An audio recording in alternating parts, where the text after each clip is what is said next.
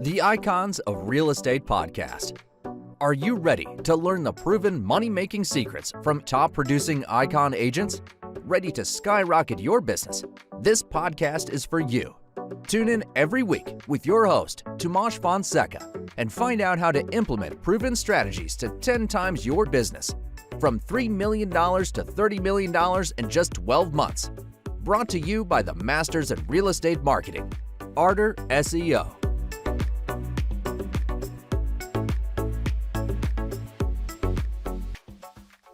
Welcome to the Icons of Real Estate. I'm Tim Calloway. I have a very special guest with us today, all the way from Santa Clarita, California, Elgin Walker from the Elgin and Pilar Walker team, Santa Clarita and San Fernando Valley areas. Elgin and Pilar specializes in helping families build legacies through buying and selling real estate. They have a combined 45 years of full-time real estate experience. One of the most interesting things I've heard them say, they help families in any environment from condos to castles. In 2002, they were honored to receive the Small Businessman of the Year Award with the North Valley Chamber of Commerce in the San Fernando Valley area. And they've also published 2 books, which we are going to discuss, both currently available on Amazon, entitled How to Keep a Positive Mindset with the Challenges on the Table, not just 1 volume, but 2. Elgin, welcome to the show. Thank you very much, man. I almost didn't recognize who you were introducing. Who is that guy? Hey, there's nothing wrong with having a little kudos behind your name. I appreciate it. Yeah, it sounds like you're doing some good stuff out of there. So tell me about your partnership. It's you and your spouse. And tell me a little bit about how y'all got started and kind of what got you to where you are today. It's funny. So in November, it will be just my 35th year selling real estate, but it will also be our 35th year anniversary. So it'll be 35 Congratulations. years that Pilar and I have been married. And it's funny in getting started. I was that can't miss kid that missed, the one they don't talk about. Right. From sports to, I was pretty decent academically and all that, and didn't finish college, got hurt. Obviously, didn't go as far in ball as I thought I would, or that I was told that I would. Right. Which actually was a blessing. In retrospect, I didn't keep chasing that dream. Right. But when we got married, I wanted to be in, especially since I didn't graduate, I wanted to be in some sort of a business that did not have a ceiling. I wanted to be in something that I could bet on myself. My parents had a couple of retail businesses and stuff when I was younger, so the entrepreneurial spirit part I kind of got honestly from them. And I was working a job, quote unquote, and I was working nights. And so I go in at 7 p.m. and I'd get home or like 6 a.m. So I'm eating tuna sandwiches at 6 in the morning, or that's when I'd have a beer or something. I'm the exact opposite, but I felt that there was something more for myself, and in trying to find a career, I thought of, real estate, because I was, well, everybody needs somewhere to live. Yeah. And I don't know, my vision of how real estate works was not the vision of how it works, but I figured that would be the field. So anyway, long story short, I got my license. I tried real estate part-time for about 3 months. And I remember, I was doing something yesterday with a presentation, and was reminded of this, is that I came home and my wife had come home from work, and she had a good job at the city, so paid holidays, right, all of that, and I came home. Good steady paycheck, man. Good steady paycheck. Every day was a holiday, all of that. She had a good benefits, everything, all our health care, all that stuff was under her job. And I had come home and I told my wife, I said, well, babe, I can't do this part-time, so I quit. And she thought I was talking about real estate. And she was like, well, maybe you should, she was encouraging, maybe you should keep going. Maybe, you're not giving enough time. I said, no, I didn't quit real estate. I quit the job. Lower the boom, man. We had, I mean, we were young, man. We had no reserves. We had no money. We didn't have any of that. It was, one of those, you got to make it moments. And as I was saying just yesterday to a group I was speaking to, that through all of that, and including, now, my wife never said you can't do it. She never said anything negative. She had my back. The only thing that she did say was, well, you got about 3 months, dude, to like get some income. That's like all the money that we would have had for rent. Yeah. And that's actually how I got started. And the blessing was I wound up, being rookie of the year, with the company I was with, and I mean, I worked 7 days. And obviously I've been in a long time. So this is long before. I mean, I didn't have a computer at that time. A lockbox was really a lock in a box. Right. All of that. There was no internet, MLS pictures. Oh, you had to go look at houses. All of that. So, man, I would get up in the morning, and I started door knocking, but didn't like it. But I would, quote unquote, door drop. I'd get up in the morning about 6 a.m. headphones on, sweats, and there was a particular couple of neighborhoods I'd go, and I would go early in the morning into my drop so people could see me because they're getting up going to work. Then I'd come home, change clothes, go in the office, and cold call. Wow. I didn't have a lot of training. My broker just pretty much. I know nothing about expires, foreign packages. I honestly had a telephone book. Yeah. And I would just call from 8:30 a.m. Take a couple of breaks, and I'd go to 8, 9 o'clock at night because I didn't have any money, so I didn't have anything else to do. Sure. The call, and and then on the weekends, some of the the top producers would let me sit there open houses, and I would sit there open houses, and kind of gain momentum from there, and that was that. My wife joined me in the business. I think it's 16, 17 years. I always screw the number up, how long she's been in the business now. But, you could say she probably joined me a little less than half of from the time that I started in the business. And then we've been together working the business for, since then. And that's also awesome. been a blessing. So. That's fantastic. You say you've been married 35 years, and I've been married 30 years, going on 31 here shortly. So I understand. And what I was going to say when you said, I can't quite remember, what time she came into the business. And I'm thinking to myself, Elgin, you and I both know it's whatever number she says. If she says absolutely, if she says it was day one, it was day one. You were there from the beginning. Hey man, but it's funny. I never. We always laugh and joke. The one that I never screw up. I never screw up how many years we've been married. No. I don't screw up the anniversary. So I got those and the birthday. I got those engraved. Yeah, those are definitely ones you want to keep. So let's talk about that a little bit. I think the human side of the story. I talk to folks all the time about their markets and their areas, but tell me that day to day when your spouse is also your business partner. A lot of folks say, well, Tim, we try not to bring it home, and then I'll hear, no, Tim, it's an amalgam. We're symbiotic. We try to make it all work all the time. How do y'all do it?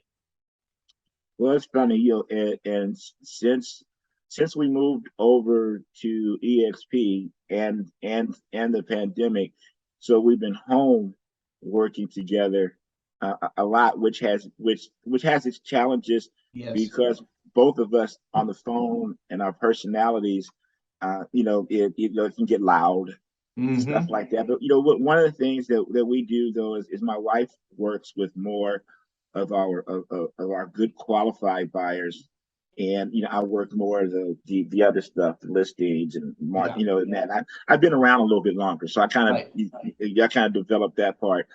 It was probably, in my opinion, and it's a good question. I hadn't really thought about it. It might have been a little bit easier when I was working when I'm working inside the office. So now I'll go to the Regis offices and stuff as well. And, I like to work remotely. So I'll be in a Starbucks and that. Yeah. It's probably a little bit more comfortable when I'm doing those things, probably for both of us a little bit, because we both can just kind of do our thing and not feel like the other person is hoovering over them a little bit. Yeah. At least I can't speak for my wife. I can, speak for myself with that. And the other thing that we really don't do, I think we do this well, is we don't like step on each other's toes. Like if my wife is working on something, because for years she was also our transaction coordinator for years, well, until about a year ago. And I tried to make a conscious effort to not get into her space, even, and she makes it, she does the same with me. So if I'm talking or I'm working with a client, I'm working with them. If she's working with them, and if it has to, it'll interact where I'll wind up doing something with the client or vice versa. But we make sure that whoever's like the main person that's been working with that client stays the main person, and we just don't step on each other's toes. And Yeah. I think that works for us well. I don't know that'll work for everybody, but that works. Yeah. That works for us. Hey, whatever works for you, Right. you can't worry about everybody else, but it sounds like you do a little bit. And the reason I say that is because you have a philosophy you kind of stand by, which I think probably helps that, about keeping a positive mindset, Yes. when you have challenges. Tell me about, how to keep a positive mindset and how that's helped you over all these years in building your business. Well, the one thing that I think that we all hear, and I believe that it's easier said than done, is having a big why. Something Yes. outside of, in my opinion, outside of money. Although I think money can be a big why when you like broke, Gotta be part of it. but it's short term. And then to just have, I think that you have to feed your mind and your spirit just like you feed your body. Now I'm overweight, so you wouldn't know it. I'm feeding my body right. You know what I'm saying? But as far as your mind Yeah. to keep going is I forgot one of the comedians. I think it's Steve Harvey. I don't know. I'll just give him credit for it. But recently said, you know what? If you standing in the middle of hell, why are you just standing there? Run There and you get go. out of it as fast as you can. Right. So I also I believe for the most part have been able to keep myself where I don't get too high and I don't get too low. So when there's some great success, I'm not just like up here and woo woo woo woo. And when it's not as successful, I'm not down here in the dumps. I try to stay as even as possible. I also try to keep in perspective that real estate is what I do, but it's not who I am. Right. So that I try not to, and for me, this is kind of difficult sometimes, is to not take what's going on with the client and take it as my own. Like if the client's behind, if I'm dealing with a short pay, or I'm dealing, there was a time, obviously, when short pays were hot in our market, and for me to have 30, 35 of them going was not, was normal. It Yeah. was very easy to get caught up in that, and I have to remind myself, and sometimes I have to remind the client, to be very honest, is that I'm not the problem, I'm the solution. Yeah. And the situation that you're in, as unfortunate as it is, why ever you're there, I'm not the reason why, and I'm not in that situation. So I mean, you're behind on the payment, I'm not. Right. I mean, from a mindset standpoint, it kind of keeps you, it kind of keeps you sane. Sure. The other thing I found out though, is your big why changes. Oh yeah. And and I've also found that you may have a big why, and if your big why involves, say your family, your kids, or blah blah blah, whatever it involves, something is that it's your big why, but it's not their big why. And there's sometimes, how come you don't see it? How come you don't get that? Well, they're not supposed to. Yeah. They're really, because it's not theirs, it's yours. And I think that it took me a long time to understand that. So to understand that your big why, in my opinion, although you may have one, that's this Right. legacy that you want to live, but the rest of it is a moving target sometimes. Sure. Yeah, especially our kids. I have four sons that are all adults now, and it's real hard. And this isn't about me. This is about you. But it is real hard to watch them grow and prosper and do all the things that you and I have been through. Right? I mean, we've Right. stepped those steps. We've jumped into that chasm. We've been in that hell, and we ran out all those things, and then be there with your hand out. But it's funny, I found myself early on as a father with that handout going, okay, now let's do it my way. And it still doesn't change their Right. why, right? My Right. why, their why isn't the same. So I Right. have to find a way mentally to take, that knowledge or that history and turn it into their why and see how I can facilitate that. So that's real good stuff. You made it I actually wrote it down, you know, Oh, thank you. yeah, I did. I think that's very big because we talk about the why, the big why all the time with folks, but your and our whys aren't necessarily the same. Now, how we go about them might be. So we've talked about the past a little bit. We've talked about kind of where how you came up. Let's talk about today. You've moved. You're with EXP now. You're a real. Mhm. I mean that's being an entrepreneur right there. You said you had your parents were entrepreneurs. They owned some stores or shops or a business. Was it easy to take that entrepreneurial mindset, or was it a real learn as you go and a few pitfalls you stepped into?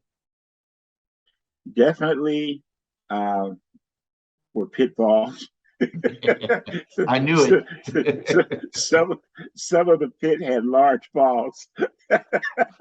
um, and but you know what? It wasn't as difficult, I don't think, to embrace it. In looking at it in retrospect, a lot of that I think too was from sports. Yeah, Because in sports and team sports, and you have certain disciplines, and you have certain routines, and you kind of get into those things.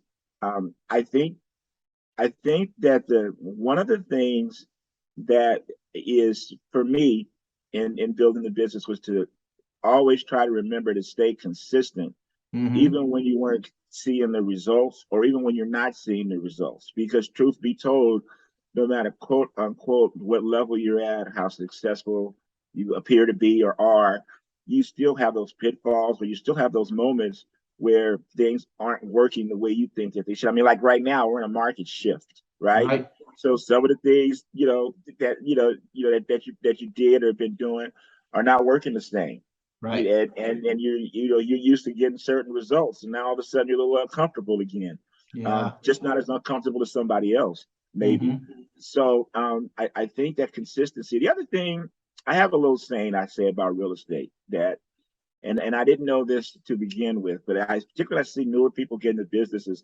I always say, understand this, that the only thing sexy about real estate is the check. Right. Everything else is work, dude. Everything Yeah. else is a It's grind. it's hard work. Yeah, and a lot of time your customers and clientele, they don't see that. And if you happen to be, decent at what you're doing, they're not supposed to see that, but Hmm. it's there, and Right. you have to understand that. If we have time, I'll shorten it up. I talk about a quick story. This was years ago, maybe about 15 years ago, and um, we had started off the year. My wife was working with me by then, and we had started the year off, and we had opened, if I remember correctly, it was 9 escrows we had opened up in a December, right? And we were looking at all 9 of those escrows were no more than 45 days. The majority of them were 30 days. So we're starting the year off great, right? Right. And I tell you, man, I remember that we had one escrow that, that for whatever reason it fell apart fairly quickly or whatever. And, but when you got 8 more, you're still working, not a Sure. big deal. You want all of them. Then you say, whatever the case. And these are the short pay days too. Yeah. So we're doing that, and next thing you know, had another one fall out. Next thing you know, a couple of them were contingent or whatever on each other. Both of them fall out. Believe it or not, in that like 3-week period or so, all 9 of those escrows fell apart. Woo. And I remember and I still built my business on calling people, cold calling, by then expires, just all of that, right? Do you know how focused your mindset has to be to have all 9 of them bomb and get up every morning and get on the phone every morning at 8 o'clock and keep the same routine with the same hopefully positive attitude and to continue to tell yourself it's going to work. It's going to work. For sure. I mean, a lot of people have hung themselves. I got 9 escrows. They all went to, That's a lot. Yeah.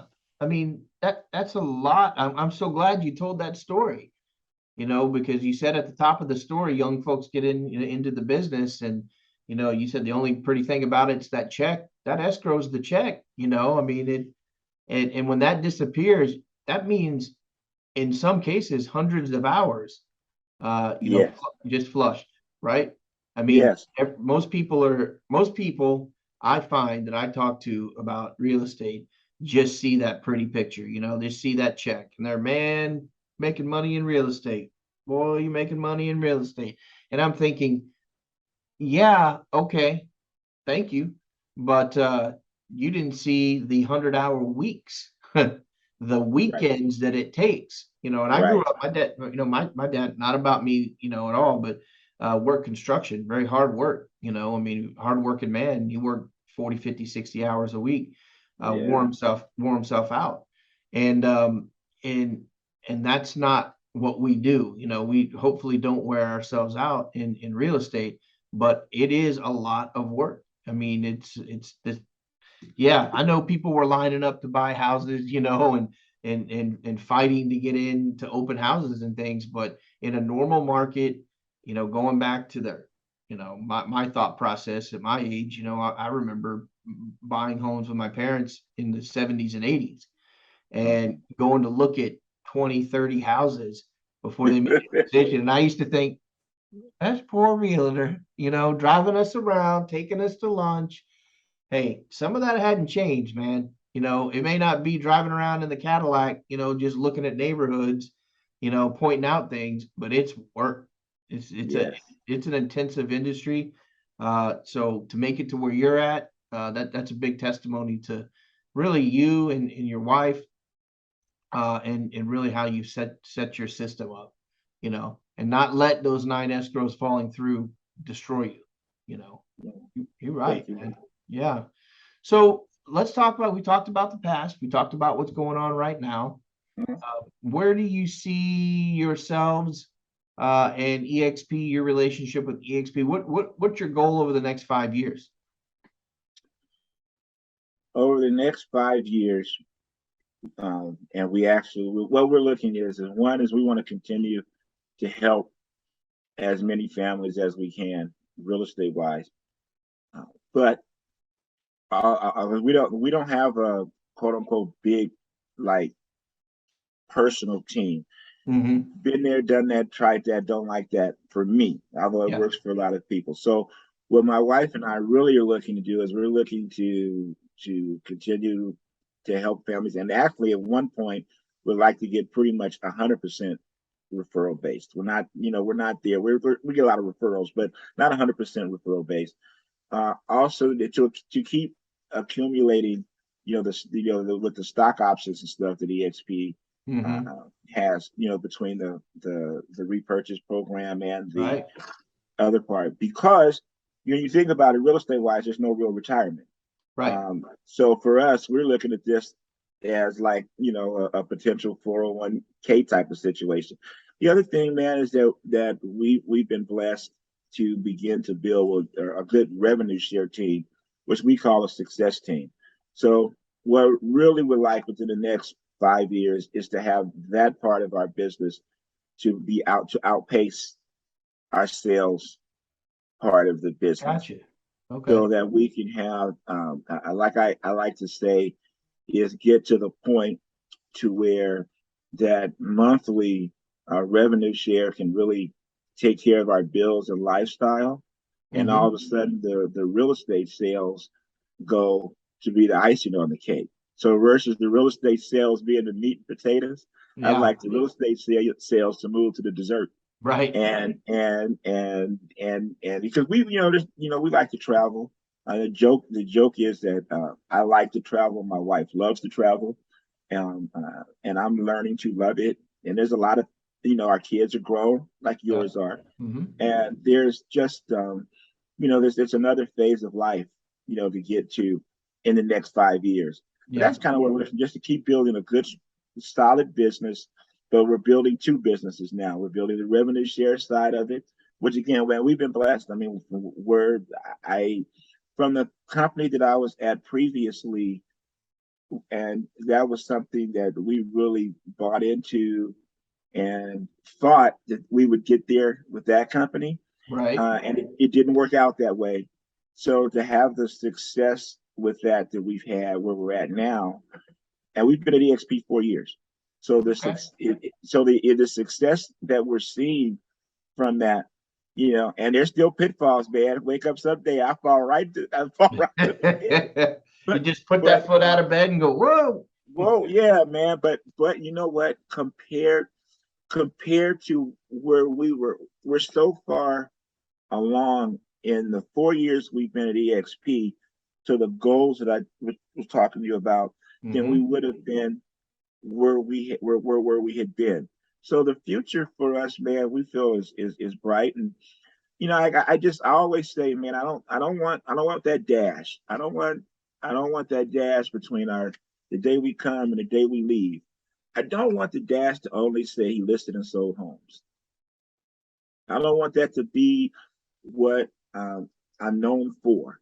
I'd Right. like it to be, you probably noticed, even when I talk about, I don't talk about transactions. I don't talk about 20, 30 million. I don't talk about any of that stuff. Right.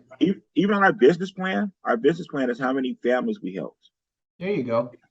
How many families have we helped get investment property?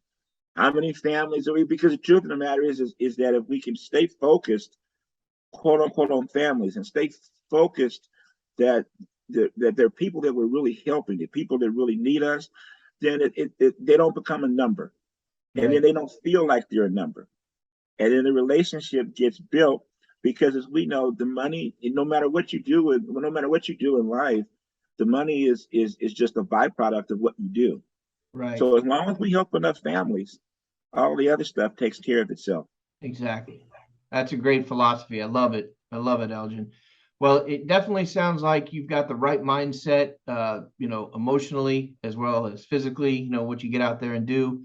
It's been great having you on the show. Elgin, how could someone get in touch with you if they either were looking to become an agent or work for your organization, or maybe they want to list a house? My direct cell number is area code 661-347-6248. Got If they happen to be on social media, I don't have anything really cute. Everything's in my name. it. Elgin There you go. Walker on YouTube. I think that we have a pretty good informative YouTube channel. We're on Facebook, Elgin Walker, Instagram, Elgin Walker. I don't have anything cute. It's just my name, and you Very should be able to transparent. find me. Transparent. That's the best way to be. That's the best way to be. Well, Elgin, any last words before we sign off? I guess that I would tell anyone, particularly getting into real estate, and or someone that's been in real estate, particularly less than say 10 years, Mm-hmm. is to learn your craft, uh, work as hard and as smart as you possibly can. But I would also tell them to enjoy the journey. Don't just look at the end goal, but because the years go fast. The years go fast, and if you're not enjoying the journey at all, even if you get to the success that you're hoping to get to, sometimes you're miserable by the time you get there. Yeah, for sure. If the journey, you're right. If the journey is so difficult and taxing, it's sometimes not even worth doing, right? Absolutely. Elgin, thanks so much. Appreciate you being on the show. Look forward to talking to you again. Maybe we can get your spouse on sometime, and I bet I might get a total different side of the story. Get there, just maybe. Just a little bit. Hey, you have a great weekend. Be safe.